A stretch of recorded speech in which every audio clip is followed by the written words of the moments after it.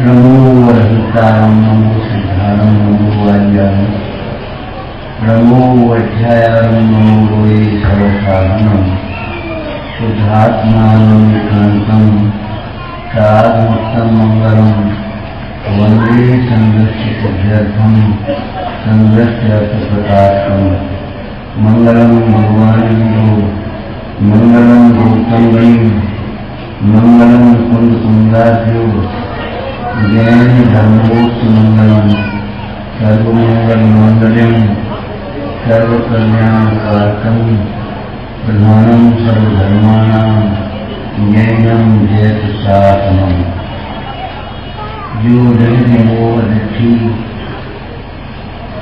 आगम कुशलो विराग शरीर में अद्भुत ठेको महत्वा धर्मोक्त विशेष दो समरो। यह आत्मा स्वयं धर्म रूप परिणमित हो, यह वास्तव में मनोरथ है। मनोरथ है का अर्थ क्या लेंगे अपन? सर्व मनोरथों की सिद्धि का उपाय है। इस जीव के मनोरथों की सिद्धि का उपाय दूसरा नहीं, परंतु वह धर्म कल्पना का धर्म नहीं। अभी अपन धर्म प्रभावना के मंगल आयोजन में सम्मिलित हैं। मालूम है धर्म प्रभावना का अर्थ है? एक पंक्ति याद रखना, धर्म प्रभावना का अर्थ धार्मिक क्रियाओं का प्रदर्शन अथवा धार्मिक ज्ञान का प्रदर्शन नहीं है। धार्मिक क्रियाओं का प्रदर्शन अथवा अपने दार्शनिक धार्मिक ज्ञान का प्रदर्शन। जानते हो तत्व कितने होते हैं? जानते हो भगवान क्या करते हैं? जानते हो तुम भैया? वहाँ स्वर्ग में कितने कितने मेहमान हैं, कितने? भैया याद रखें, कोई वैद्य भी रोगी के सामने अपने वैद्य के ज्ञान का प्रदर्शन नहीं करता। उसके रोग के अनुसार अपने ज्ञान से औषधि का चयन करके, उपचार का चयन करके उसे उपचार बताता है। वैसे धर्म प्रभावना का अर्थ भी केवल धार्मिक क्रियाओं का प्रदर्शन अथवा धार्मिक ज्ञान का प्रदर्शन नहीं है। धर्म प्रभावना का अर्थ धर्म रूप आचरण है। भावना शब्द प्रवचन धार्मी ग्रंथ में मुख्य रूप से आचरण के अर्थ में प्रयोग हुआ है। अनुष्ठान भी आचरण के अर्थ में प्रयोग हुआ। अनुष्ठान, भावना, ध्यान, क्रिया, ये सब आचरण के अर्थ में है। तो इस मनोरथ की सिद्धि केवल धर्म से संभव है, परंतु केवल बाह्य धार्मिक क्रियाओं से नहीं, धर्म ज्ञान से के प्रदर्शन से नहीं, धर्माचरण से। इसलिए यहाँ अमृतचंद स्वामी ने ये शब्द का प्रयोग किया कि आत्मा स्वयं धर्म रूप परिणमित हो, यह वास्तव में मनोरथ है। धर्म रूप परिणमित हो का मतलब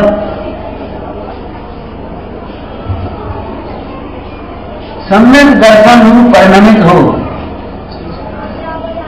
आत्मा भाव रूप सम्यक ज्ञान रूप परिणमित हो और सम्यक चारित्र रूप परिणमित हो, अर्थात पापों से रहित जीवन हो, दुर्विकल्पों से, दुष्चिंतन से रहित जीवन हो। इसका नाम है धर्माचरण। अस्ति से कहें तो यह आत्मा धर्म रूप परिणमित हो, अर्थात साम्य भाव रूप परिणमित हो, समता भाव। अब इसका अर्थ विचार करें तो धर्माचरण रूप परिणमित होने का मतलब सम्यक दर्शन रूप, अर्थात जीव सुखी तब रह सकता है जब इसकी दृष्टि अपनी ओर हो, अपनी ओर देखे, केवल दूसरों की ओर देखता रहता है और अपनी ओर नहीं देखता, वह लोक में भी प्रतिष्ठित नहीं होता। ये ऐसे हैं, ये ऐसे हैं, ये ऐसे हैं, ये ऐसे हैं तो हैं भाई, कोई बात नहीं। अपन कैसे हैं इस बात को सोचो। हमारा स्वरूप कैसा है और हमारी दृष्टि कैसी है, श्रद्धा कैसी है, इस बात का चिंतन करो। एक चर्चा पहले की थी कि देखो भाई, दूसरे का भयंकर रोग भी अपने लिए पीड़ा का कारण नहीं होता। अपने लिए अपना छोटा सा रोग भी दुख का कारण बनता है, उसका इलाज करना जरूरी है। इसी प्रकार दूसरे का बड़े से बड़ा पाप हमारे लिए दुख का कारण नहीं हो सकता। केवल हमारे परिणाम में होने वाला पाप, इतना सा भी पाप हो, वह हमारे लिए दुख का कारण है। इस पाप को फांस की दृष्टा उपमा दी है। जरा सी फांस कभी आपके भीतर दांत में ऐसी आ जाए, छोड़ दीजिए, या कहीं आ जाए तो ऐसी चलती है, ऐसी चलती है, जब तक वह निकल न जाए तब तक वह वेदना करती। फांस कनक सी तन में साल है, क्या लंगोटी की दुख भार है। अरे रे, लंगोटी मात्र की चाह भी दुख का कारण है, तो अनाथ अनाथ का विग्रह की चाह क्या होगी। विचारना, अपने दूसरे का बड़े का बड़ा दोष हमारे लिए दुख का कारण नहीं है, हमारे लिए हमारा छोटे से छोटा दोष दुख का कारण है। कल ऐसा कोई प्रसंग बना तो हमने चर्चा की, हमने कहा देखो भैया, अपन को जो आकुलता होती है उसमें 90% गलती अपनी होती है। कहते कहते कह रहे 90% गलती अपनी होती। बोले साहब 90% गलती अपनी, अरे दूसरा सामने वाला नहीं समझता, उल्टा करता है तो हमारी क्या है? ठीक, बिल्कुल ठीक है। लेकिन विचारना, जब आप जानते हैं नीम कड़वा होता है तो उसका आस्वादन करें और मुंह कड़वा हो तो गलती किसकी है? जब आप जानते हैं वो ना समझ है तो उससे समझदारी के कार्यों की अपेक्षा रखते क्यों है? वस्तु का स्वरूप बदला नहीं जा सकता। आपको पहले एक दृष्टांत दिया था, एक घर में एक झाड़ू पोछे के लिए एक कर्मचारी रख लिया, नौकर शब्द अच्छा नहीं है, अच्छा नहीं है। उसमें जरा ऐसा लग रहा है सामने वाला नहीं, मनुष्य को मनुष्य समझना चाहिए। तो सफाई कर्मचारी सफाई करे, कुछ जरा भी उल्टी सीधी हो जाए, रह जाए तो घर गृह स्वामी ने कैसी की है, इतना भी नहीं समझता, ऐसे झाड़ू लगती है, ऐसे पूछने लगता है, ये कितना गीला है, ये कितना कूड़ा है। एक दिन ज्यादा नाराज सेठ जी वहां खड़े थे, बोले भैया इसको इतनी अकल नहीं है। सेठ जी बोले अकल होती तो तुम्हारे घर झाड़ू पूछा करने आता। आप उससे इतनी अपनी जैसी अकल की क्यों अपेक्षा रखते हो भाई? तो कहते कहते हम कह रहे हैं 90% गलती है अपनी होती है। बाद में विचार आया कि 90% की तो कोई बात ही नहीं, 100% गलती अपनी होती है। अपने दुखी होने में 100% गलती अपनी है।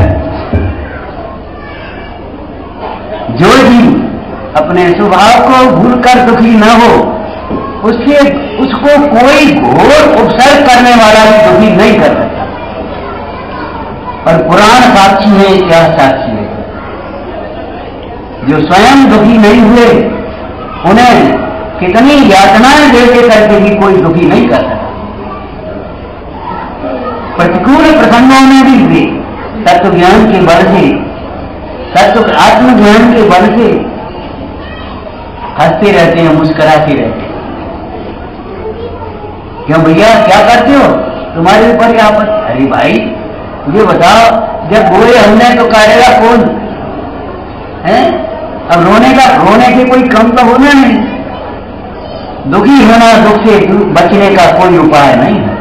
भयभीत होना विपत्तियों से बचने का उपाय नहीं है। साहसी होना चाहिए, समझदार होना चाहिए, उपाय सोचना चाहिए।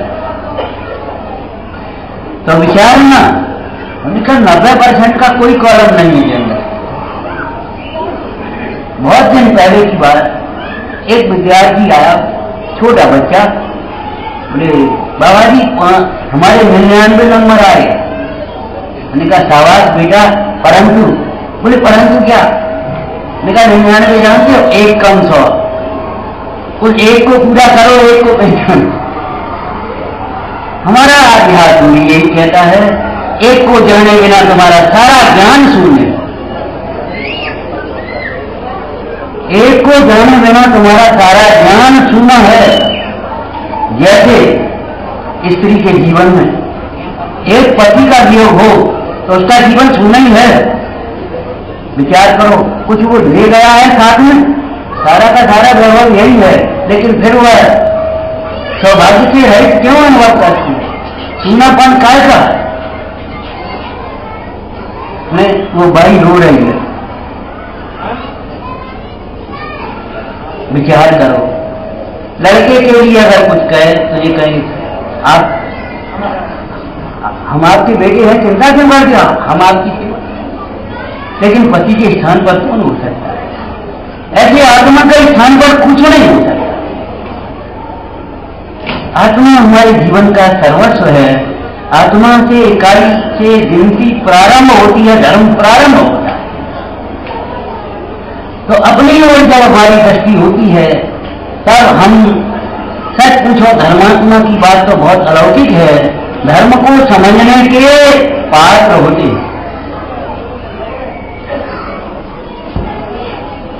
जैसे अरे भाई, ये संसार में दुख है, संसार में दुख है कमल, ये तो ठीक है। हम अपने अज्ञान से दुखी हैं, ये बात समझना चाहिए।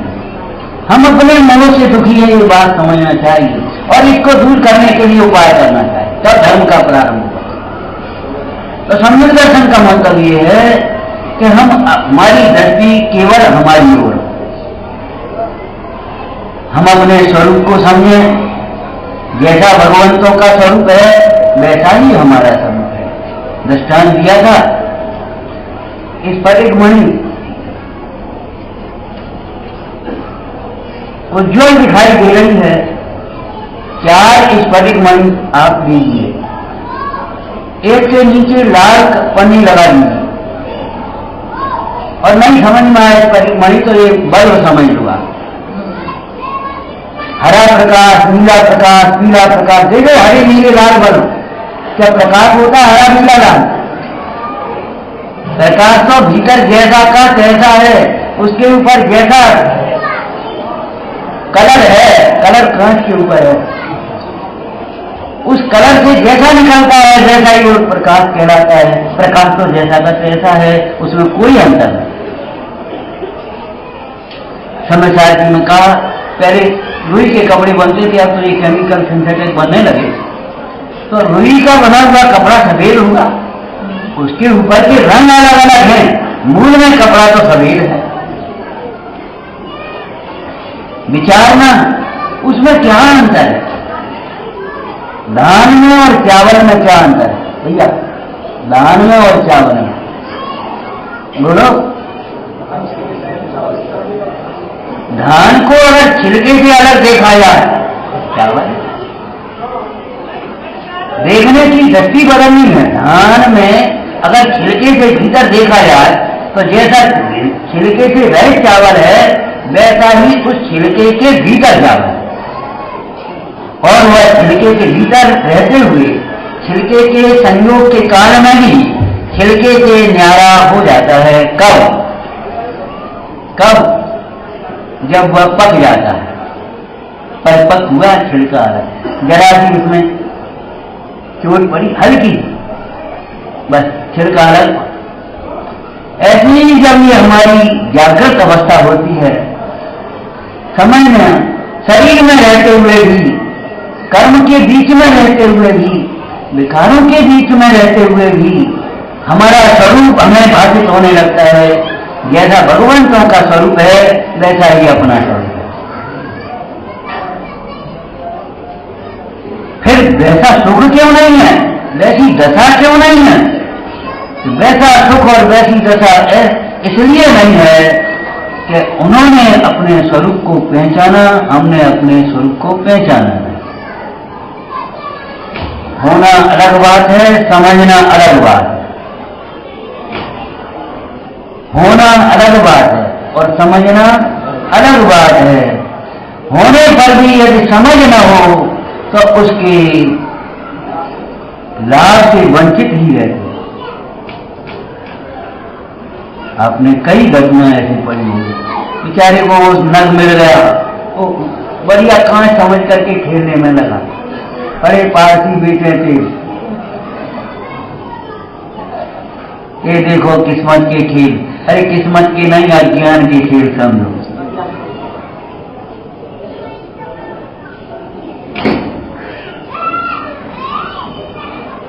हीरा तो हीरा है, लेकिन हीरा की समझ ना हो, ये हीरा है तो उसकी कीमत क्या बता। अरे हमारे भीतर भगवान है, हमें बाहर में भगवान का शासन मिला, लेकिन भगवान को भगवान समझे तो। यदि भगवान को भगवान न समझे तो विचार करो प्रयोजन की सिद्धि कैसे हो। तो आत्मा जब तक ये अपने को आत्मा समझता नहीं है तब तक न जाने किस किस रूप में अपने को समझता रहता है। इसी का नाम मोह है। और यह मोह, इसको बहिर्दृष्टि कहते हैं, यही हमारे मनोरथ की सिद्धि में बाधक है। हमारे मनोरथ की सिद्धि में बाधक अथवा हमारे सुखी होने में बाधक हमारी ही बहिर्मोह दृष्टि है। बहिर्मोह दृष्टि शब्द का अर्थ क्या होगा भैया? बहिर्मोह दृष्टि का अर्थ क्या है? बाहर के पदार्थ जो दिखते हैं उन्हीं में भूला हुआ है। मैं ये मेरा, बस इसमें भूला है। न मैं की खबर है न मेरे की खबर है।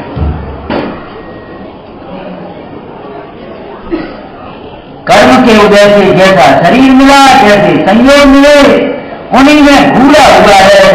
बस यही मैं हूं और यही मेरे हैं। अरे न ये तुम हो और न ये तुम्हारे हैं। तुम्हारा स्वरूप इससे न्यारा है। दृष्टांत दिया आचार्यों ने कि देखो भाई, एक कलाकार नाना प्रकार के स्वांग बनाता है, नट नाना प्रकार के स्वांग बनाता है, बहुरूपिया नाना प्रकार के स्वांग बनाता है।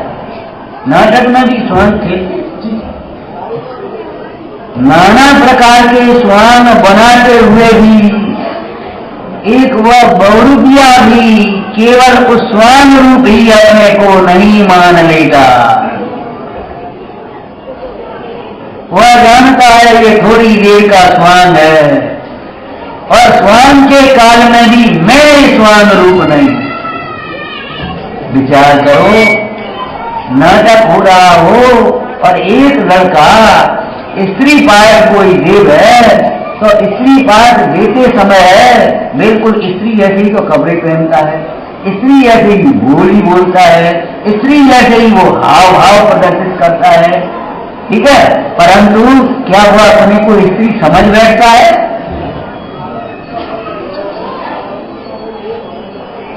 वह बालक भी, वह नट भी, वह बहुरूपिया भी स्वांग के काल में भी अपने को स्वांग से न्यारा जानता है।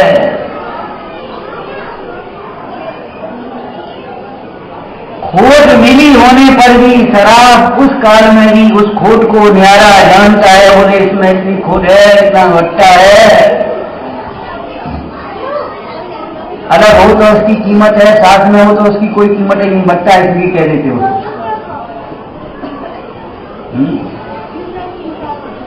विचारना मिली हुई है, उस काल में भी उसे न्यारा जानता नहीं ज्ञानता है, वो कहे नहीं इतनी नहीं है, तो फिर बैठ जाता पानी।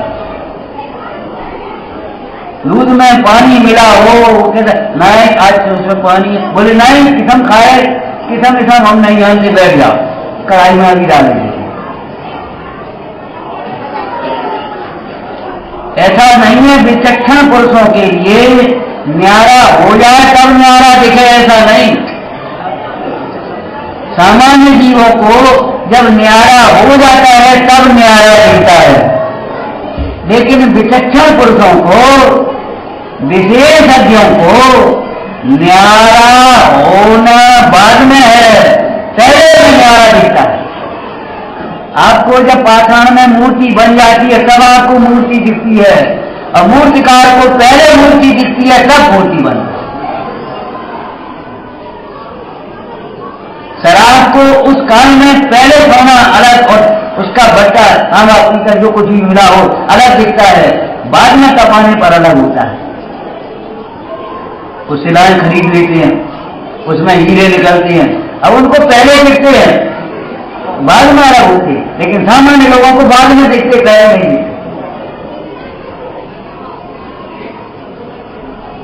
यही अंतर है जगत के सामान्य जीवों को, मोही जीवों को इस संसार अवस्था में अपना स्वरूप नहीं दिखता, लेकिन ज्ञानी जनों को संसार अवस्था में भी संसार अवस्था से न्यारा अपना चैतन्य स्वरूप सच्चिदानंद भगवान दिखता है। भगवान ठीक है, देह तो देह है, चाहे किसी प्रकार की देह हो, नाना प्रकार की देह है, ये देह नाना प्रकार की हैं, जीव नाना प्रकार के हैं। कई बार बच्चों के सामने अपन सोच, अरे ये तो बच्चा है, छोटा है, ये क्या समझे? ऐसा नहीं है, शरीर ही छोटा है, बच्चे का है, आत्मा छोटा बड़ा नहीं है भाई। आपने देखा होगा कई छोटे लोगों का, छोटी उम्र वालों का ज्ञान भी ज्यादा होता है, कई बड़ी उम्र वालों का ज्ञान भी कम होता है। कभी गृहस्थ जीवन में रहने वाले सामान्य जीवों के परिणाम भी थोड़े कोमल दिखाई देते हैं, सरल दिखाई देते हैं, ईमानदारी के दिखाई देते हैं, संतोष के दिखाई देते हैं, क्षमा के दिखाई देते हैं, और कभी कभी जिन्हें हम बहुत धर्मात्मा समझें, बाह्य क्रियाओं से बहुत ज्ञानी समझें, उनको भी कभी नाना प्रकार के परिणाम दिखाई देते कि नहीं। इससे क्या सिद्ध होता है? इससे ये सिद्ध होता है कि ये परिणाम भिन्न है और ये स्वांग भिन्न है।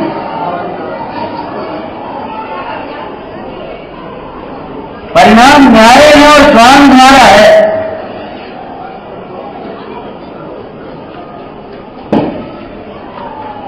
तो ये आत्मा अपने को आत्मा समझा नहीं, इसलिए दुखी है।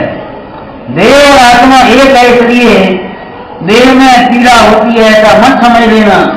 एक भाई ने प्रश्न किया, देखो इस चौकी में कील ठोको, आपको पीड़ा तो नहीं हो रही? नहीं हो रही, और इसमें कील ठोको तो ये न्यारी है, ये न्यारी कहाँ? अगर ये भी न्यारी होती शरीर, ये शरीर न्यारा होता है, देह न्यारी होती, तो इसमें कील ठोकने से पीड़ा हो रही है, इसमें कील ठोकने से पीड़ा इसमें नहीं हो रही और इसमें हो रही, तो आप कैसे दोनों न्यारी? भैया विचारना सूक्ष्मता से कि देखो इसमें कील ठोके तो पीड़ा नहीं होती, कौन कहता है नहीं होती? कौन कहता है? अभी आया है एक लड़का हथौड़ा लेकर के और वो इतनी मोटी कील लेकर के इसमें ठोकने लगे, आप क्या करता है? चौकी तोड़े देता है, मालूम है 400 रुपए की चौकी है, बोला पीड़ा हो रही है नहीं? एक व्यक्ति ने गांव में, बहुत पहले की बात है, पक्का मकान बनाया, उसके लड़के ने सोची बिजली फिटिंग करने अच्छा रहेगा और समय बदलेगा, तो वो बिजली फिटिंग में वो छेद करने ठोकने, अब कहते अभी दीवार खोले ध्यान होती है तो ये पता है कैसे हमने पलस्तर करवा पाया, कैसे पक्का कमरा बनाया, तो सब फोड़े देता है। जरा इतना ज्यादा भी पड़ जाता है तो उसका है क्या करता है? भैया पीड़ा उसके कारण नहीं होती, पीड़ा मोह के कारण होती है, ममता के कारण होती है। जैसी ममता देह में है ऐसी ममता इस समय नहीं है। कई बार आपको शरीर में तकलीफ हो, रोग हो, उतनी पीड़ा नहीं होती। बच्चे को शरीर में तकलीफ हो तो उसको पीड़ा ज्यादा होती। कई बार बच्चे को हो, भैया हमारा हो जाती तो कोई बात नहीं, हमारा हो या बच्चा ठीक हो जा भैया, लेकिन एक दूसरे का बांट तो हो नहीं सकता। विचार ना, ये पीड़ा का कारण हमारा मोह है, बहिर्मोह दृष्टि, अर्थात बाह्य पदार्थों को अपना मानना, उन्हीं में भूले रहना, उनसे न्यारा होना है, एक दिन जाना है, ये कुछ हो सही नहीं। आपको कहा एक साधु महाराज आए, ये मंदिर के बगल में घर, बोले सेठ जी ये धर्मशाला, सेठ जी महाराज धर्मशाला नहीं अपनी कुटिया है। भैया मैं कह रहा हूं धर्मशाला, कोई कमरा है धर्मशाला में ना, धर्मशाला बगल में है, ये तो अपनी कुटिया है। भैया कुटिया है, हमारा घर है, ये बताओ किसने बनवाया? हमारे बाबा ने। कहां गए? कहां गए? बाबा चले गए, फिर पिताजी रह गए, वे चले गए, अब तुम रह करके रहते ही रहोगे क्या? जिसमें थोड़े दिन रहे और जान उसको क्या कहेंगे? घर कहेंगे धर्मशाला?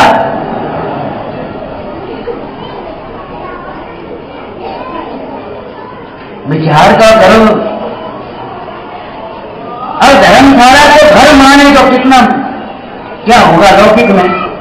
एक धर्मशाला का में आकर के एक व्यक्ति रुक गया और वो कब्जे करके ऐसे बैठ जा रहे, भैया तुम जाओ 3 दिन हो गए तुमको, साहब वो जरा तकलीफ है, कोई बात नहीं 2 दिन और रुक लो। नहीं वो अब यही नहीं रहेंगे, भाई घर तो नहीं है, आप अपना घर देखो, किराए कोठरी देखो, ये तो धर्मशाला है, 2-4 दिन रहो जाओ। ये सारा संसार धर्मशाला है, 4 गतियां धर्मशाला है भाई। यहां किसी का स्थायी निवास संभव नहीं है। स्वान क्षण क्षण में बदलते हैं और जो इन्हीं को अपना माने बैठा है और भूला है कि ये हमें छोड़ना होगा, ये सब छूटने वाला है, ये भूल गया है, बस समझ लो बहिर्मोह दृष्टि यही दुखी कर रही। और छूटने वाले को पहले ही छूटना हुआ समझ ले, काहे की मोह दृष्टि। अब यहां से उठना है, हम सोचा नहीं उठना नहीं है तो कैसे बनेगा, और पहले ही सोच रहे हैं 10 मिनट बाद उठना है, बस उठ गए, खड़े हो गए, कोई दिक्कत नहीं। ऐसे जो देह को और संयोगों को न्यारा जानते हैं और अपने स्वरूप को न्यारा जानते हैं, वे देह के समझ ऐसे छोड़ देते हैं जैसे आप कपड़ा बदलते हो, उतार करके पहने, दूसरे पहन के पीछे देते, ऐसे ये देह को छोड़ करके चढ़ जाते। तो इस मनोरथ की सिद्धि में, धर्म की सिद्धि प्राप्ति की में बाधक हमारी ही बहिर्मोह दृष्टि है। इसका अर्थ क्या है? परसों रात को कहा था भैया, जब तक हम दूसरों की ओर देखते रहेंगे धर्म का प्रारंभ तो नहीं होगा।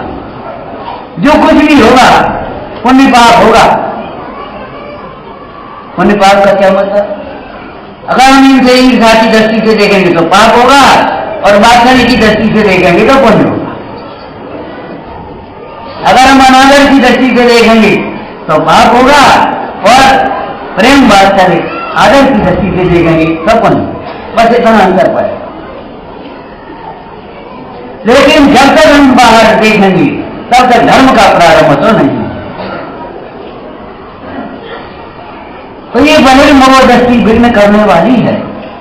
इस बहिर्मोह दृष्टि का अभाव करना यही आगम के अभ्यास का अर्थात जिनवाणी के स्वाध्याय का, सत समागम का, तीर्थ यात्रा का, यही प्रयोजन है एक बार हमारा मोह दृष्टि का।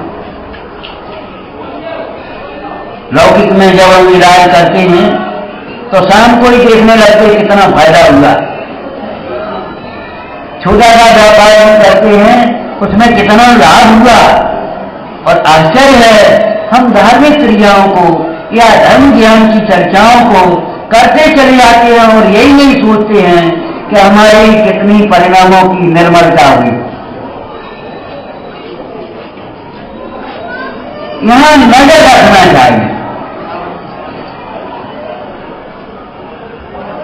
भाई उधारी में जाए है, उधारी आए कोई दिक्कत नहीं है, लेकिन खतौनी तो सही रहे, कम से कम जमा खर्च तो सही होना चाहिए।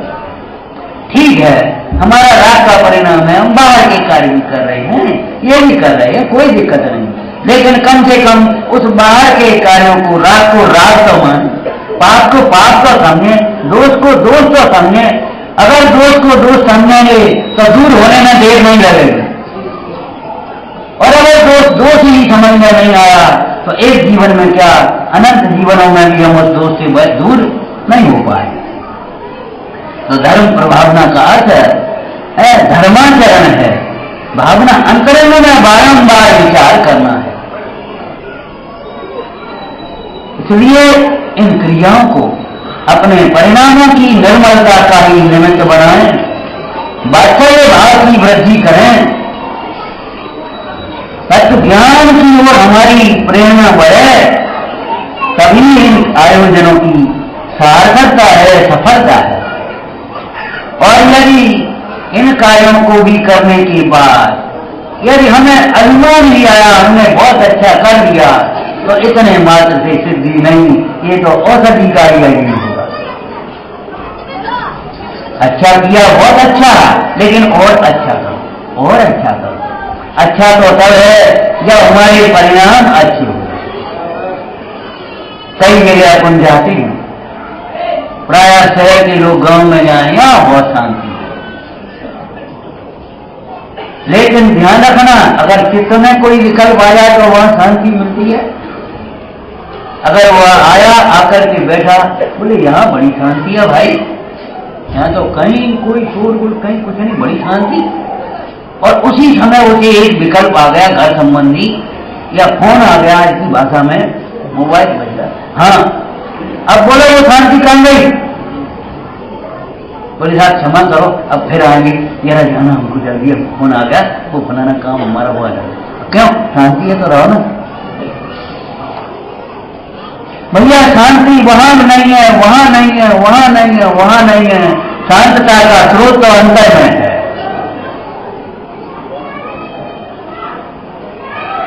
आचार्य अमृतचंद स्वामी यह अमृत पिलाते हैं, यह परमामृत जन्म जरा मृत रोग निवारण। हम आपसे कई बार कहते हैं, देवों के कंठ से जो अमृत झरता है वह अमृत सच्चा नहीं है, उपचार है, वह कोई पौष्टिक मधुर पेय समझो। क्यों? अगर देवों की कंठ से अमृत झरे और देश फिर मरण को प्राप्त हो गए, भले सागरों की आय गई, लेकिन बाद में देश ये कैसे संभव? अमृत तो यह है जिसके पीने के बाद यह जीव जन्म मरण से रहित होता है। इसलिए आत्मज्ञान ही परमामृत है, तत्व ज्ञान ही धर्मामृत, परमामृत, ज्ञानामृत, ये अमृत है। ये अमृत उपवास के दिन आचार्य भगवान ने कहा, लौकिक जी समझते उपवास के दिन कुछ खाया पिया नहीं जाता, भूखा रहा जाता है, लेकिन उपवास भूखे रहने का नाम नहीं है। धर्मामृत के तृप्त रहने पर भूख नहीं लगने का नाम उपवास।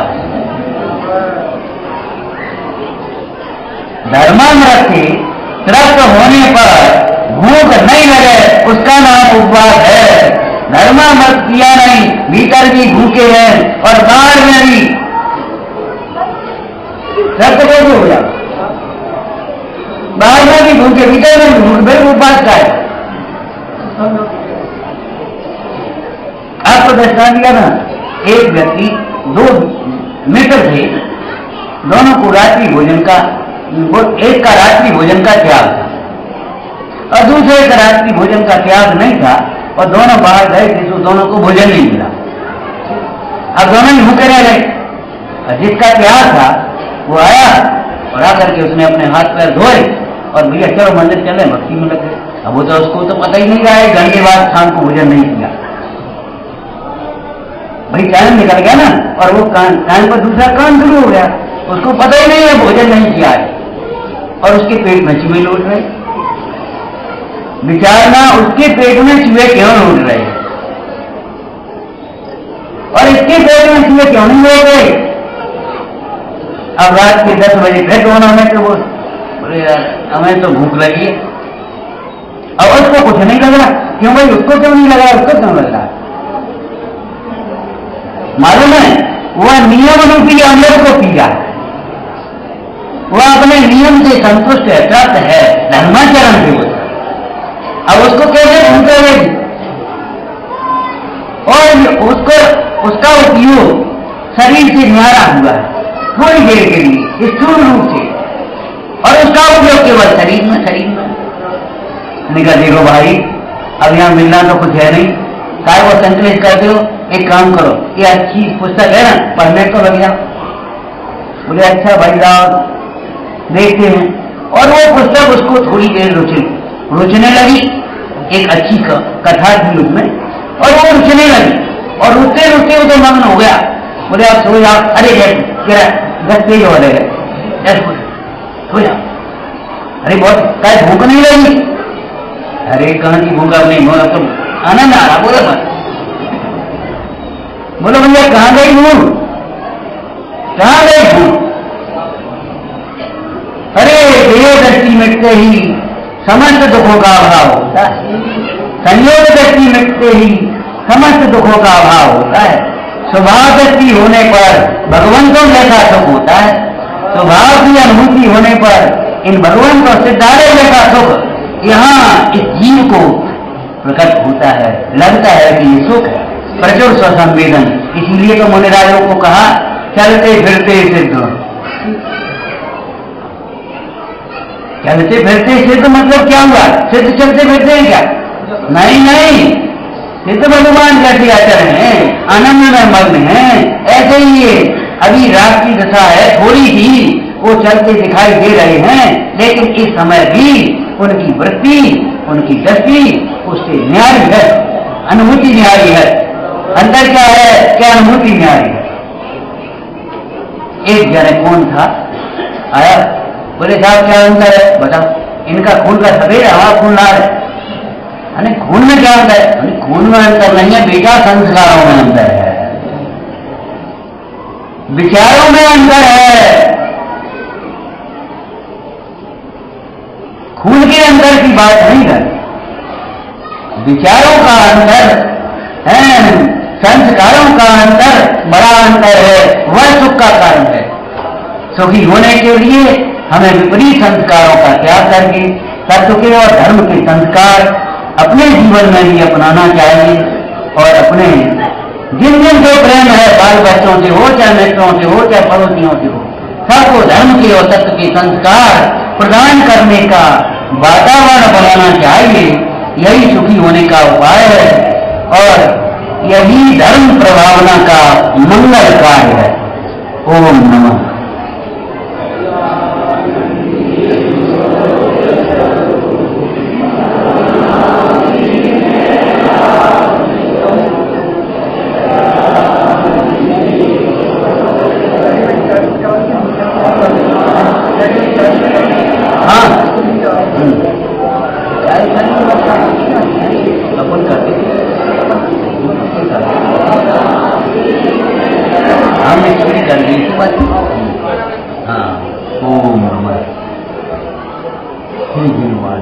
आप लोग बैठी रहेंगे व्यवस्था दृष्टि को।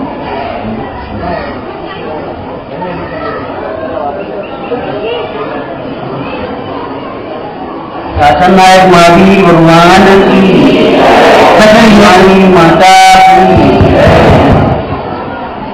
आगे की लंबी कार्रवाई है, अभी थोड़ी सी बुनियाद जो भी है अपन ब्रेक करने की उसको आगे बढ़ाएंगे। श्री जी का अभिषेक होगा, पूजन होगी और उसके अंदर छोटी बच्ची सम्मान की होती है, वो श्री जी का होने का होगी। अभी आप बैठे नहीं, पूजन होगी, बैठे नहीं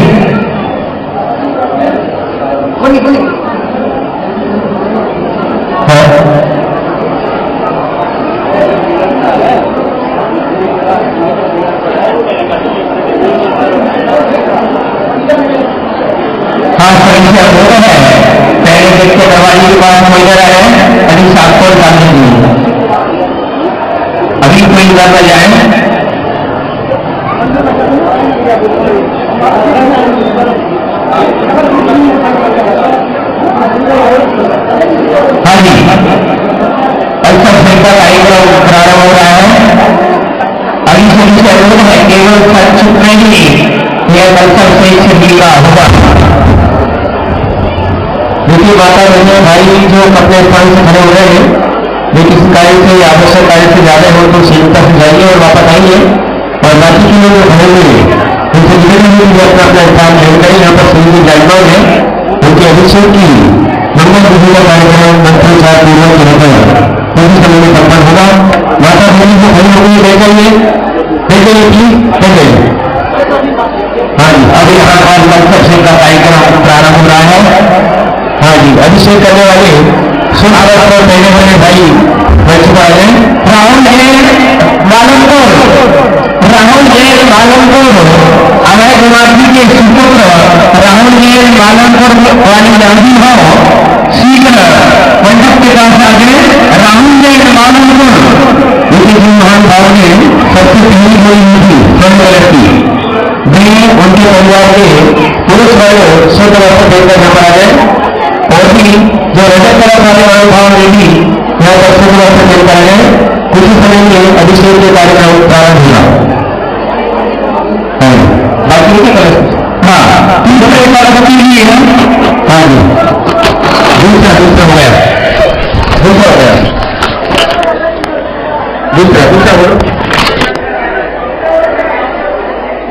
5100 रुपया। दूसरा स्वर्ण कलर, उसकी राशि 5100 रुपया। स्वीकृता कीजिए 5100 रुपया।